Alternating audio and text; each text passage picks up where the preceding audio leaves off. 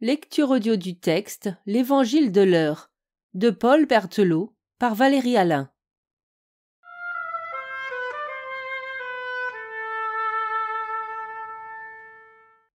Chapitre 1.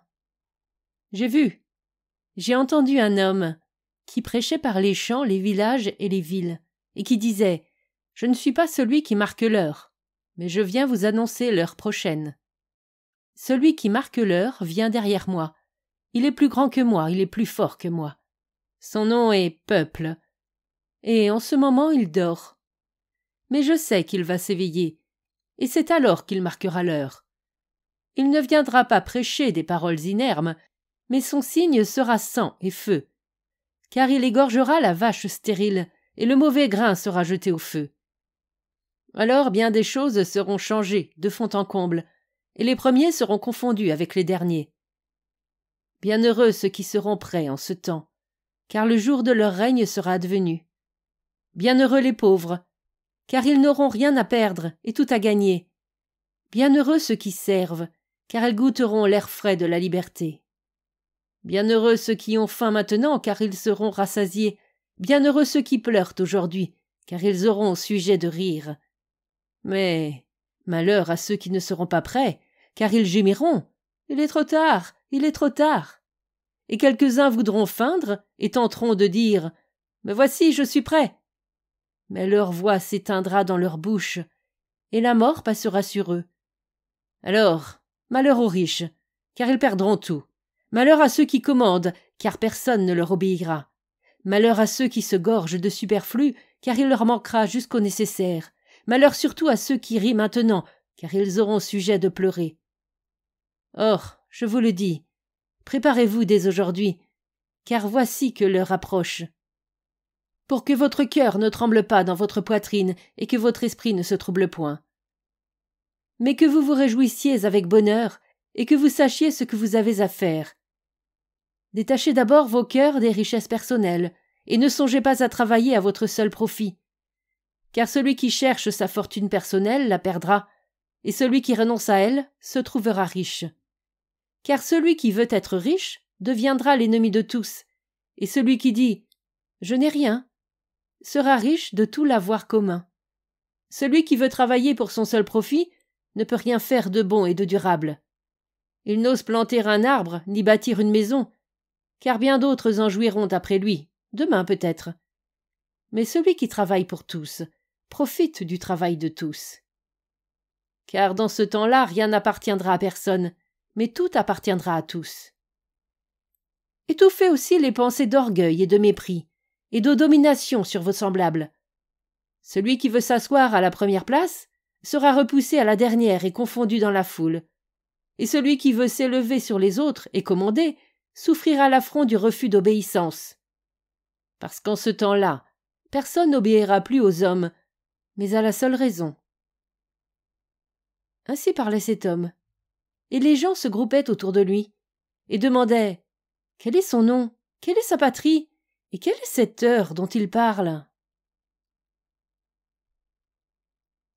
Mais il dit « Mon nom est quelqu'un, ma patrie la terre, et l'heure que j'annonce est celle des comptes à régler. »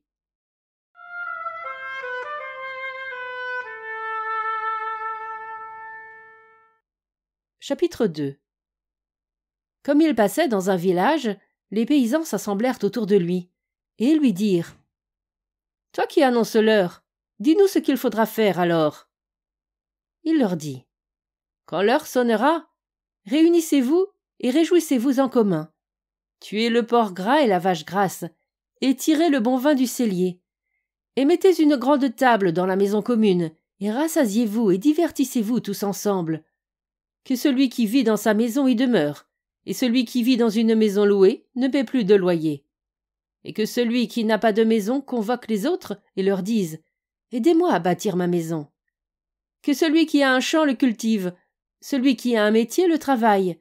Que l'abeille donne autant qu'elle peut de cire et de miel. Et dans la maison commune, ayez 2 livres, où chacun viendra écrire, sur le premier ce qu'il peut donner, sur le second ce dont il a besoin.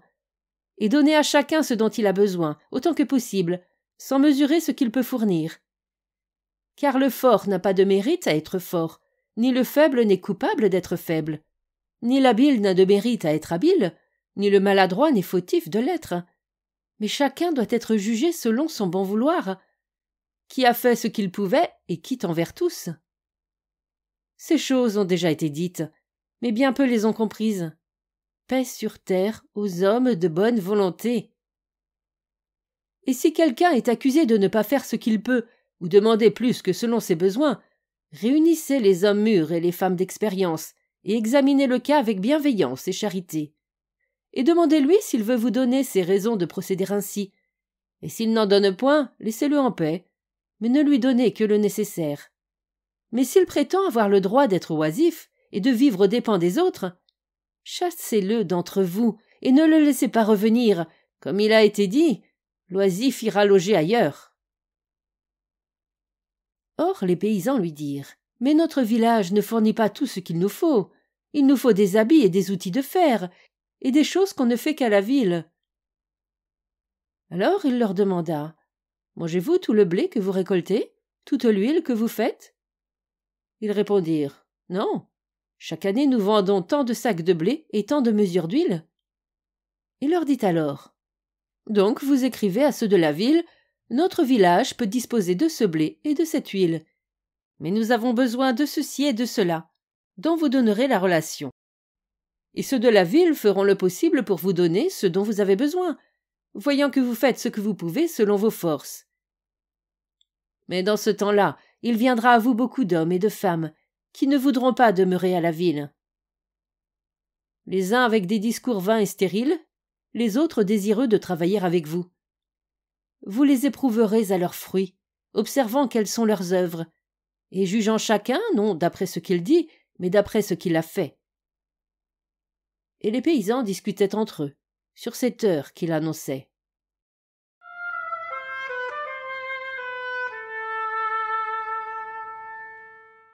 Chapitre 3. Dans un champ qu'il traversait, il vit un homme qui travaillait avec une lourde houe. Et cet homme peinait depuis 3 jours, et le champ n'était pas encore préparé. Alors il lui dit « Pourquoi ne laboures-tu pas avec la charrue? Ton champ serait déjà prêt. » Mais l'homme répondit « Mon champ est si petit et je suis si pauvre que je ne puis travailler avec la charrue. » Or il y avait là beaucoup d'autres paysans qui peinaient avec la houe. Mais quelques-uns qui étaient plus riches travaillaient avec la charrue à bras. Il leur demanda « Pourquoi travaillez-vous avec cette lourde charrue et non avec celle du château ?» Ils lui dirent « Nos champs sont si petits et nous sommes si pauvres que nous ne pouvons louer la grande charrue. » Alors il leur dit « Quand sonnera l'heure, renversez ces murs, comblez ces fossés, arrachez ces haies et faites tous un seul champ, et prenez dans le hangar du château la grande charrue et labourez ce grand champ d'une seule fois. Et quelques-uns feront aussi le travail de tous, avec moins de peine, et le travail utile ne manquera pas pour les autres, car il y en aura beaucoup à faire. » Mais les paysans lui demandèrent « Et que dira le maître du château ?» Il leur dit « Quand le maître du château entendra sonner l'heure, sa langue séchera dans sa bouche. Si son cœur est mauvais, il tentera de s'enfuir, mais il n'ira pas loin. S'il est sage et sait accepter l'inéluctable, il ouvrira sa porte et abaissera le pont de son fossé.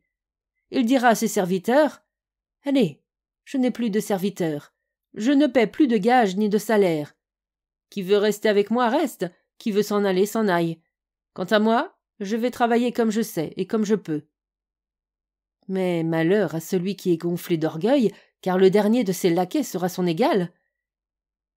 Et il leur dit cette parabole. Il y avait un homme pauvre qui travaillait dans la vigne d'un homme riche, dur de cœur. Et cet homme riche maltraitait l'homme pauvre, l'appelant paresseux et le faisant battre par ses esclaves. Mais l'homme pauvre acceptait tout avec résignation, pensant dans son cœur « De quoi vivrais-je si mon maître ne me laissait pas travailler dans sa vigne ?» Or il vint un homme instruit qui lui dit et lui démontra que la vigne n'appartenait pas seulement à l'homme riche, mais que lui, vigneron, avait sur elle le même droit que l'homme riche, et ce droit était la travailler et jouir de ses fruits. Alors l'homme pauvre se réjouit, et se mit à manger les fruits de sa vigne, ce qu'il n'osait faire jusque-là. Mais l'homme riche survint et, courroucé, cria « Fainéant, qui t'a permis de cesser de travailler et de manger des fruits de ma vigne ?» L'homme pauvre lui répondit « La vigne n'est pas à toi seul, mais nous avons tous deux le même droit sur elle. Si tu veux en manger les fruits, travaille-la comme moi, car tu n'as pas d'autre droit que celui-là, qui est aussi le mien. » Alors l'homme riche se mit en colère et dit à ses esclaves « Fouettez cet insolent jusqu'à ce qu'il perde connaissance. Mais cependant ne le tuez pas, car j'ai besoin de quelqu'un qui travaille ma vigne à ma place. » Mais l'homme pauvre saisit sa houe et frappa l'homme riche à la tête, et celui qui s'appelait le maître tomba mort, et ses esclaves s'enfuirent effrayés. Or cela fut bien ainsi, car pour celui qui commande, il est moins armé de mourir que de devenir l'égal de son serf.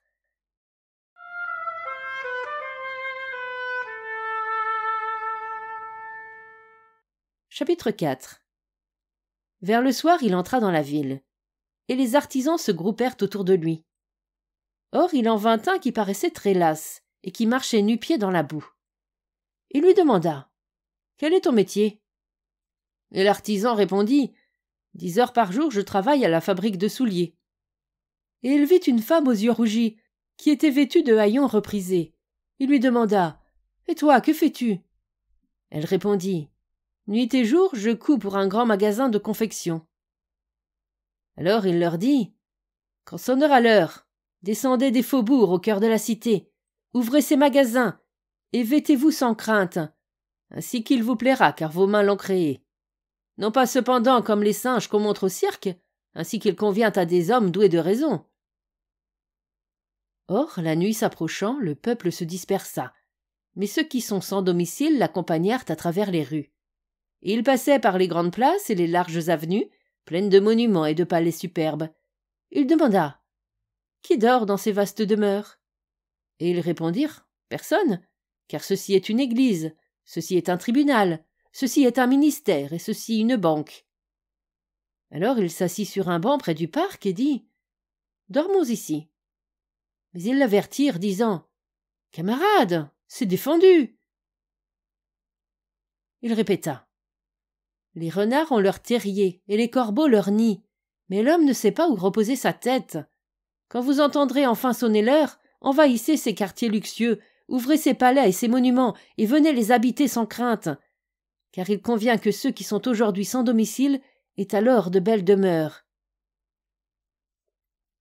Mais au coin de la rue, une prostituée l'appela et lui dit « Viens faire l'amour avec moi. » Et elle voulut l'entraîner. Mais il lui dit « Ta voix sonne faux et ton visage n'est pas sincère. Je ne veux pas de cet amour que tu vends. » Alors le phare de la femme tomba et elle gémit. « J'ai faim, et j'ai un petit enfant dont le père est parti et qui a faim aussi. » Mais il lui demanda « Pourquoi ne travailles-tu pas comme les autres pour gagner de quoi vivre toi et ton enfant ?» Elle dit « Quoi ? On m'a chassée de la fabrique quand je suis devenue grosse et j'ai perdu l'habitude de travailler. Et puis, si tu savais comment il paie le travail des femmes, tu ne me dirais pas de pareilles choses. Si tu ne veux pas de moi, laisse-moi chercher un autre homme qui nous donnera de quoi manger pour demain. » Alors il lui dit « Femme, il va sonner 1 heure, où ton enfant et toi pourrez vivre sans que tu vendes de faux amours. Et personne d'ailleurs ne voudra plus de ce faux amour, car l'amour vrai sera désormais franc et libre. »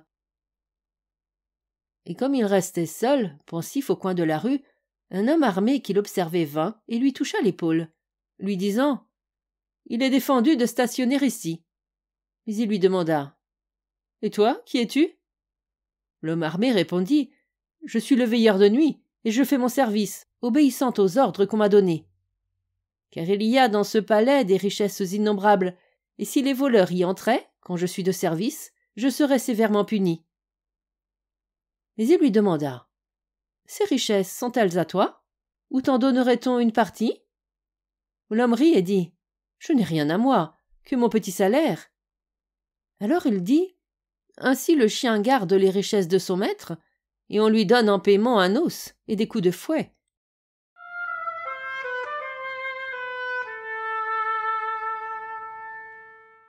Chapitre 5. Dans le temple, il y avait une cérémonie. et grand concours de peuple, de clercs et de dévots. Et quelqu'un lui demanda « Que sera-t-il de ceux-ci » Il répondit « Qu'en sais-je ? Mais ils ont bien sujet de crainte. Car il est dit de ce jour à propos d'eux « Le miserere est passé, les cloches de mort se taisent. » Mais le serviteur du temple, l'entendant, cria « Cet homme blasphème, qu'il s'éloigne d'ici !» Et il s'amassa une foule de clercs et de dévots qui voulaient le chasser du parvis. Mais il leur dit « Malheur à vous, clercs et dévots, qui fermez au peuple le paradis terrestre, qui n'y entrez pas et n'y laissez personne entrer. Malheur à vous, clercs et dévots, sépulcres blanchis qui paraissaient propres dehors, mais dont l'intérieur est plein de vermine et de pourriture. Malheur à vous, clercs et dévots, qui remuez terre et mer pour faire des convertis, et qui les rendez 10 fois plus pervers que vous-même. Malheur à vous, clercs et dévots, qui dévorez l'avoir des veuves et des orphelins, sous le prétexte de prières et d'œuvres pieuses. Malheur à vous, clercs et dévots, qui prêchez la pauvreté et l'abstinence, et qui amassez des richesses, et êtes avides d'honneur et de pouvoir. Alors un homme politique lui dit « Homme, en disant cela, tu nous offenses, nous aussi. » Mais il répondit « Malheur à vous aussi, législateurs et moralistes, qui chargez le monde de lourdes règles que vous ne touchez pas du doigt. Malheur à vous, qui édifiez des statues à ceux que vos pères ont tués, et qui continuez à tuer ceux qui disent les mêmes choses. Car il vous sera demandé compte de tout le sang versé pour soutenir votre puissance, de tous ceux qui sont venus annoncer une part de vérité et que vous avez tués, brûlés, étranglés, décapités, fusillés, de ceux qui sont morts dans les cachots, sous le soleil de Cayenne ou sous la neige de Sibérie. De tout ce sang, de toute cette douleur, il vous sera, je vous le dis, demandé compte avant que cette génération ne passe. »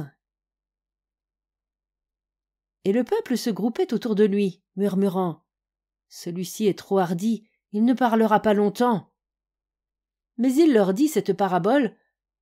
Un homme en mourant laissa un riche verger en héritage à ses 2 fils. Or le plus jeune de ses 2 fils savait lire et écrire, mais il était plein d'astuce et de malice. L'autre était simple et bon, mais il n'avait jamais rien pu apprendre, car il travaillait sans cesser, faisant chaque jour la tâche de son frère, outre la sienne.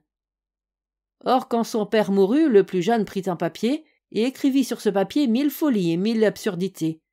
Et, le présentant à celui qui ne savait pas lire, lui dit « Ce papier est le testament des volontés de notre père. Voilà ce qu'il nous enjoint. Moi, je dois tenir les comptes, dire les prières, et faire des choses mystérieuses que tu es trop simple pour comprendre. Et toi, tu dois cultiver le verger, tailler les arbres, soigner les rejetons et greffer les sauvageons. Et tu récolteras les fruits quand ils seront mûrs, mais nous ne les mangerons pas, car ils sont pour notre Père qui est mort, et ceci est un mystère sacré. » L'ignorant le crut, et obéit ainsi durant longtemps. Mais, un jour, il apprit à lire, et il lut le prétendu testament de son père, et il vit que ce n'était que 1000 folies que son frère avait inventées. Et il surveilla son frère, et le surprit, qui mangeait à lui seul les fruits du verger. Et il jetait tout ce qu'il ne pouvait conserver, pour que son imposture ne fût pas découverte. Alors il s'indigna dans son cœur contre ce frère imposteur, et le chassa violemment loin du verger. Or, les clercs et les hommes politiques, entendant cela, furent saisis de rage, car la vérité est une épine cruelle. Et ils commencèrent à lui poser des questions insidieuses, pour le saisir en faute contre la loi et le faire tuer.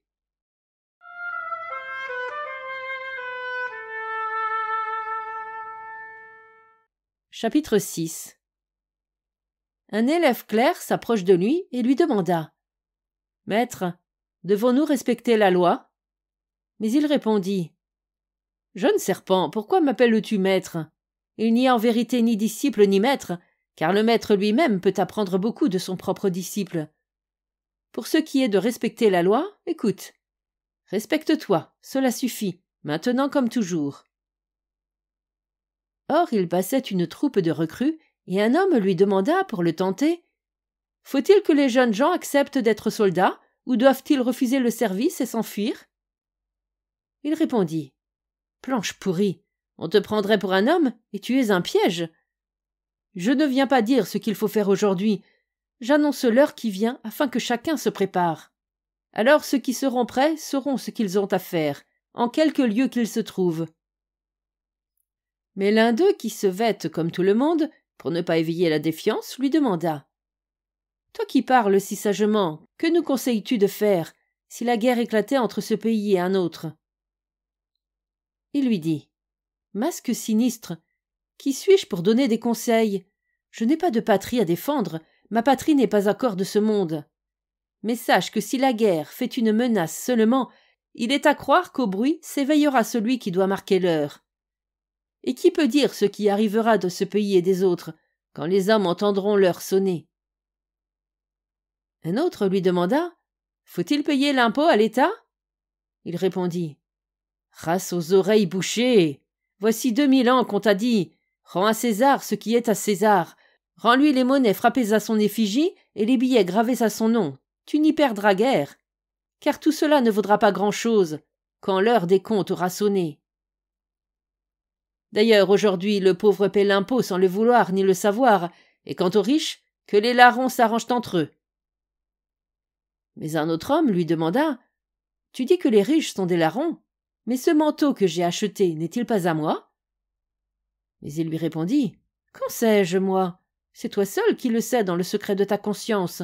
Ce dont tu as besoin pour vivre et pour travailler, cela est à toi légitimement, car le besoin seul justifie la possession.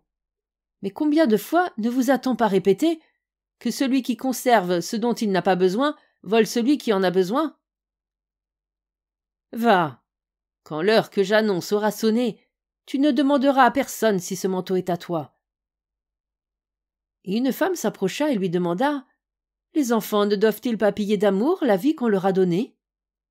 Mais il répondit « La vie que vous leur donnez, vaut-elle vraiment qu'ils vous en remercient ?» Et il ajouta « Tu vois cette fille criblée de plaies, dont la vie n'est qu'un supplice affreux et un incessant martyre. Elle doit cette heureuse vie à sa mère, qui, dès qu'elle l'a conçue, essaya de s'en délivrer par des remèdes clandestins. Or aujourd'hui cette fille sait cela. Peut-elle payer d'amour la vie qu'on lui a donnée de cette façon? Quand l'heure aura sonné, il n'y aura plus ni père, ni fils suivant la chair, mais celui-là sera père ou fils qui méritera le nom par ses œuvres. » Et tous étaient confus et furieux à cause de ce qu'il disait, mais ils ne savaient que lui répondre.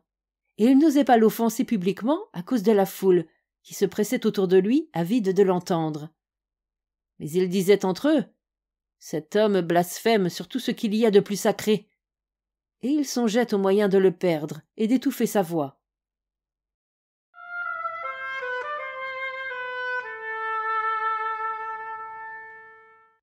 Chapitre 7. Cependant, les paroles qu'il disait se répandaient par la ville, et les docteurs et les étudiants l'écoutaient avec attention. Et l'un d'eux dit « L'heure que tu nous annonces, c'est la science, et nulle autre qui la marquera. » Mais il dit « Votre science est une lumière bien belle, sans doute, mais sur laquelle on a renversé un grand boisseau. Car il y a des millions de cerveaux dignes de la connaître et d'aider à ses progrès qui gémissent dans l'ignorance, parce qu'on les a courbés dès leur plus tendre enfance, sur une tâche épuisante et machinale. » Un autre dit alors « Il faut répandre l'instruction primaire et rendre par des examens l'instruction supérieure accessible à tous. » Mais il dit « L'instruction que vous imposez aux enfants est bonne à les dégoûter à tout jamais d'apprendre, car tout y choque la logique et la saine raison, depuis la forme des lettres, l'orthographe et la grammaire.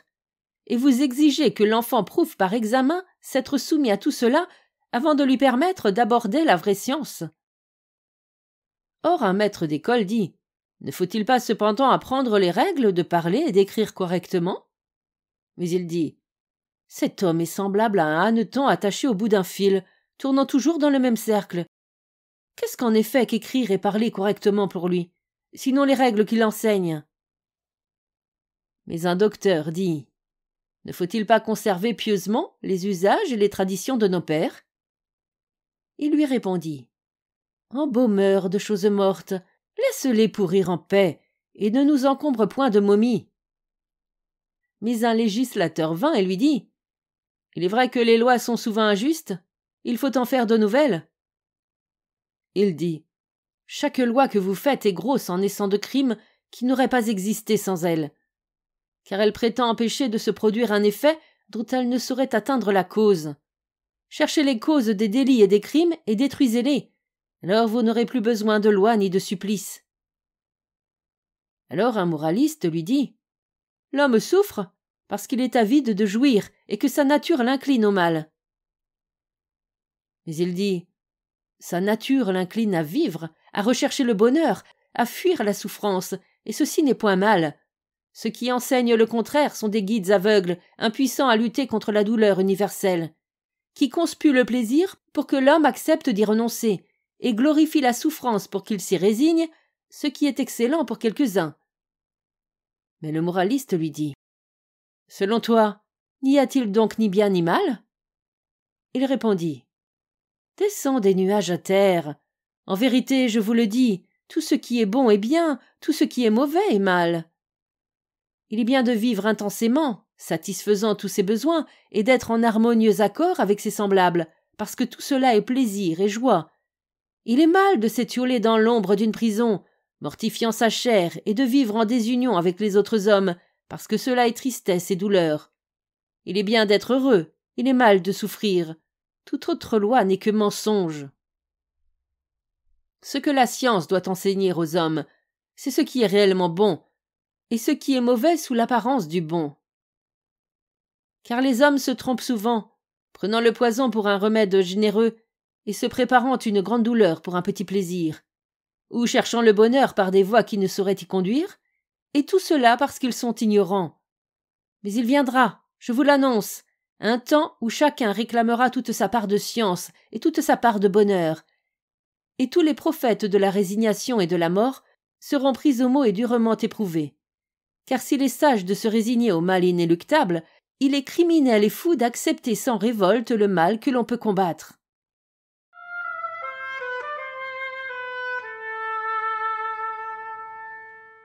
Chapitre 8. Alors les artisans des fabriques vinrent lui demander « Et nous, que ferons-nous quand l'heure sonnera ?» Il leur dit « Réjouissez-vous d'abord, car le temps d'esclavage sera passé et les jours de liberté seront venus. » Mais ils demandèrent « Et qui fera alors tout ce que nous faisions maintenant et les autres choses nécessaires ?» Il leur dit « Quand le besoin de ces choses se fera sentir, il faudra bien retourner aux usines et aux fabriques. Mais tous ceux qui sont aujourd'hui sans travail ou s'emploient à des choses inutiles et mauvaises devront y retourner avec vous. Et vous choisirez les plus experts et les plus compétents en chaque branche pour en étudier les conditions et les besoins, afin d'obtenir les meilleurs résultats possibles avec la moindre somme de travail. Car en ces temps-là, comme personne ne voudra manquer de rien, il faudra produire bien plus qu'aujourd'hui. Ne fabriquant rien de mauvaise qualité, ni de ces choses de faux luxe avec lesquelles les marchands attirent les naïfs, mais faisant tout pour le bien commun, car la duperie serait stérile et sans excuse. Le cordonnier met parfois du mauvais cuir entre les semelles, parce que les temps sont durs et qu'il craint de n'être pas payé. Le maçon cache quelquefois la pierre gélive avec du mortier, parce qu'il est las et que le maître le presse. Mais s'ils travaillent pour eux-mêmes, au contraire, ils font ces œuvres avec soin et solidité, car pourquoi se tromper soi-même? De même, tout sera fait alors avec attention et avec goût, car nul ne sera obligé de faire quoi que ce soit contre son gré. Mais chacun choisira son poste selon ses forces et ses aptitudes, parce que le nom de parasite sera détesté. Quant à ceux qui prétendent vivre oisifs aux dépens d'autrui, vous les chasserez d'entre vous. Vous ne laisserez pas non plus personne établir commerce, ni donner à louage terrain, maison, outils ou machines. Car nul n'aura nécessité de vendre ou de louer ce dont il a besoin, et cela seul dont il a besoin est légitimement à lui. Si donc quelqu'un offre à louer ou à vendre quoi que ce soit, n'importe qui aura le droit de s'en emparer s'il a besoin. Il faudra savoir aussi ce dont vous avez besoin parmi les choses qui viennent des champs, et ce dont ont besoin les gens des campagnes parmi les choses que vous fabriquez, pour que ni les uns ni les autres ne manquent du nécessaire, mais vivent tous heureux et en bonne harmonie. Et tout cela ne saurait se faire sans que vous soyez unis, pour étudier et mesurer d'avance vos besoins et vos forces. Préparez-vous donc dès aujourd'hui à toutes ces choses, pour savoir ce que vous aurez à faire le moment venu. Car si vous n'y pensez pas à temps, la faim viendra sur vous, et ce sera une grande calamité. Mais pourtant, si cela arrive, ne perdez pas courage. Ainsi fuyez la ville et allez vivre au champ. Car c'est de la terre que vient toute nourriture, et le travail de la terre est le fond le plus sûr. » Alors quelqu'un lui demanda « Dis-nous comment, en ce temps, fonctionneront la poste et le télégraphe et les chemins de fer et la navigation? Et comment on fera pour bâtir des ponts, percer des tunnels, construire les machines et les transatlantiques ?» Il répondit « Comment on fera tout cela et bien d'autres choses encore? Je n'en sais rien en vérité. Et si je le savais, et que je vous le dise, vous ne le comprendriez pas encore. Mais ce que je sais, c'est que l'homme ne renoncera à aucune chose utile, ainsi qu'on n'en fera alors plus d'usage que jamais.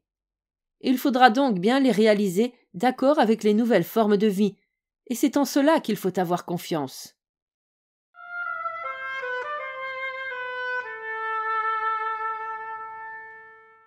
Chapitre 9. Comme ceux qui l'aimaient s'étaient réunis autour de lui, il leur dit « L'heure que j'annonce est l'heure de vie, où les hommes cesseront de se combattre et travailleront d'accord, pour assurer au plus grand nombre la plus grande somme de bonheur possible. » Or l'un d'eux lui demanda « Le bonheur ne serait-il pas de vivre simplement comme les hommes de l'âge d'or ?» Il répondit « L'âge d'or n'est pas derrière nous, mais devant nous, et il s'appelle la société future. » Alors un autre demanda « Pourquoi a-t-il fallu tant de siècles pour entrevoir cet âge d'or ?» Il répondit « La société future est semblable à une fleur luxuriante, croissant dans un riche humus. Il n'y avait autrefois en ce lieu qu'une pierre nue, un dur granit lavé de pluie. Mais sur ce granit ont végété d'abord les lichens, qui se contentent de peu, puis entre ceux-ci les mousses et les hépatiques. Et voici que les premiers ont retenu les eaux de pluie, et des graines portées par le vent ont germé sur la pierre et ont poussé, jusqu'à ce que la surface de la pierre s'effrita et se couvrit de sable et d'humus, assez riche pour nourrir la fleur luxuriante. Ainsi la société future n'est possible que grâce aux formes antérieures qui ont préparé le terrain où elle croîtra. Mais quelqu'un dit alors pour l'éprouver « La société future sera fille de la violence. » Il dit « Aucune femme n'accouche sans effort, mais l'enfant naît quand son heure est venue. La société future est semblable à un poussin dans sa coque. Il doit la briser avec violence, sans quoi il ne pourrait sortir. Mais ce n'est pas la violence qui a fait naître le poussin, ainsi que le germe et la nourriture qui étaient dans l'œuf. C'est grâce à la coquille qu'il a pu se développer et prendre force, mais elle est maintenant un obstacle à la nouvelle forme de vie. C'est pourquoi il brise cette coquille qui l'étouffe, et la sépare les débris inutiles. » Il dit aussi « La société future est encore semblable à une grande rivière, lorsqu'après les pluies elle se met à grossir. Les arbres et les lianes des îles obstruent son cours, et le sable forme des barrages en travers de son lit. Alors les eaux s'accumulent derrière cet obstacle qui les arrête, et il semble que la rivière cesse de couler. Mais soudain, cette digue s'effondre, les arbres se brisent, le sable se disperse, et les eaux se précipitent avec une impétueuse violence. Et cette violence est nécessaire, car la rivière ne peut cesser de couler, et c'est une vaine tentative que d'arrêter les grandes eaux. Mais ce n'est pas la violence qui fait croître et s'enfler la rivière, mais les grandes pluies qui sont tombées, et le barrage lui-même. » Alors ceux qui l'écoutaient comprirent, et se pressèrent autour de lui, et il continua à leur parler par paraboles. Mais il arrive que les eaux, en rompant le barrage avec violence, sortent de leurs lits et ravagent les champs et les maisons des hommes. C'est pourquoi ceux qui savent prévoir se munissent de haches et de crocs, en veillant à ce que rien n'obstrue le cours du fleuve. Et si malgré tout il se forme un barrage, ils courent le détruire, de n'importe quel moyen sans se préoccuper du danger. Et quelques-uns périssent, mais ne vaut-il pas mieux périr que de vivre privé de tout et sous une menace perpétuelle? En vérité, je vous le dis, munissez-vous de tout ce qu'il faudra, pour n'être pas pris au dépourvu quand sonnera l'heure. » Et ceux qui l'entendaient disaient « Il a raison, nous vivons privés de tout et sous une menace perpétuelle. Il vaut mieux tout affronter que vivre ainsi, car nous n'avons rien à perdre que des chaînes et tout à gagner. » Et ils se dispersèrent pour aller annoncer ces choses et conseiller à leurs frères de se préparer pour quand viendra l'heure. Mais quelqu'un fut le dénoncer, disant Il prêche la violence et le désordre. » Et les puissants résolurent de le mettre à mort.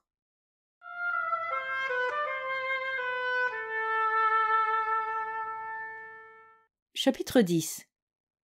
Or il vit que des hommes suspects le suivaient et l'épiaient, et il dit à ceux qui étaient restés autour de lui, « Voici que mon heure approche. Je ne vous parlerai plus, car je vais mourir. Mais annoncez ce que je vous ai dit par toute la terre. Et pour éprouver les hommes s'ils vous demandent ce que vous annoncez, dites-leur, j'annonce l'anarchie. Et vous rejeterez ceux qui ont peur de ce mot, car un esprit ferme et résolu ne s'effraie pas d'une parole. Mais maintenant retirez-vous, car il suffit d'une seule victime. » Et ils se retirèrent pour faire comme il avait dit. Et quand il fut seul, un homme s'approcha de lui et dit avec une feinte douceur, « Viens avec moi, mon maître désire te parler. » Il pensa, « C'en est fait de moi, mais tout ce que j'avais à dire est dit. » Et il suivit cet homme à la maison de son maître. Et dès qu'il entra, ils se saisirent brutalement de lui et le jetèrent en prison, riant de lui et de ce qu'il avait annoncé. Le jour suivant, ils le menèrent à un tribunal spécial, formé de juges prévenus pour le condamner. Et il vit de faux témoins l'accusé de 100 crimes imaginaires, les uns absurdes, les autres odieux. Et les juges s'indignaient hypocritement contre lui, et dans la foule beaucoup disaient « C'est en vérité un grand criminel. » Mais lui, se sachant condamné d'avance, demeura silencieux, et ils le condamnèrent à mort. Ils le jetèrent dans le cachot des condamnés à mort, et, demeuré seul, il médita. Alors il se souvint d'une vieille femme, qui était toute seule bien loin de là, et qui aurait le cœur brisé en apprenant sa mort. Et il revit une petite maison fraîche dans la montagne, entourée d'un jardin agréable et tranquille, où celle qu'il aimait lui avait dit « Je t'aime » pour le retenir, mais dont il s'était enfui sans même goûter un bonheur offert, pour aller annoncer l'heure parmi les champs, les villages et les villes, sachant d'avance ce qu'il adviendrait de lui et comment il finirait. Car l'homme ne fait pas ce qu'il veut, mais ce qu'impose la force des choses. Et il fut envahi d'une angoisse cruelle, et ce fut pour lui comme l'agonie de la mort.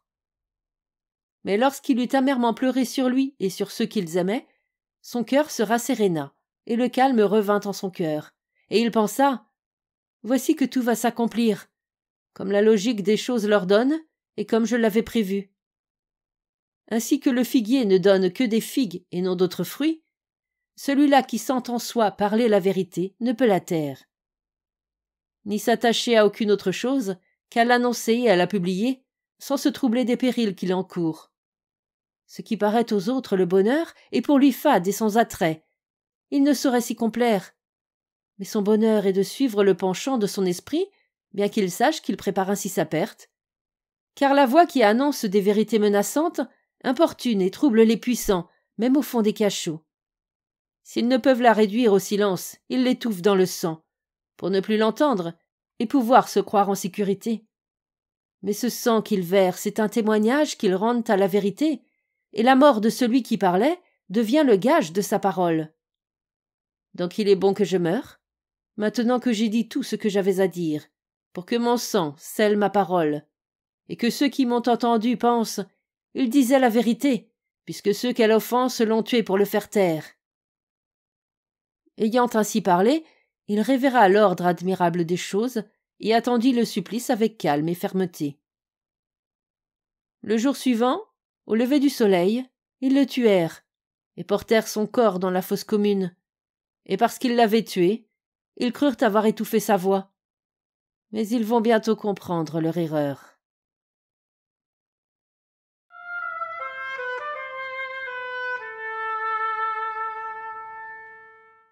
Fin de la lecture du texte L'Évangile de l'heure. Merci de votre écoute. Je vous rends vos oreilles. Cœur avec les doigts.